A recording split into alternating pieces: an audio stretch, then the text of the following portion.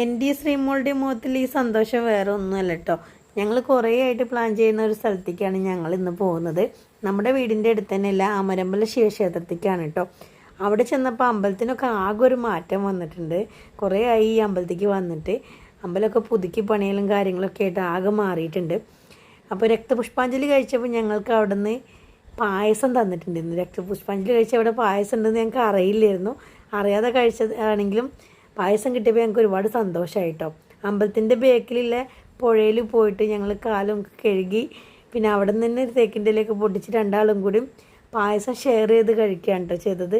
ഭയങ്കര സന്തോഷമായി. പായസത്തിനാണെങ്കിൽ നെയ്പായസമാണ്, നല്ല ടേസ്റ്റ് ഉണ്ടായിരുന്നു കേട്ടോ. അപ്പോൾ തൊഴുതൊക്കെ ഇറങ്ങിയിട്ട് ഞങ്ങൾ അമരമ്പലം പാലത്തുമ്പോൾ നിന്നിട്ട് അമ്പലമൊക്കെ ഒന്ന് പോയി കണ്ടു. എൻ്റെ ഡ്രൈവിങ് പഠിച്ചിട്ട് ഞങ്ങളുടെ ആദ്യത്തെ ട്രിപ്പാണ് കേട്ടോ അത്.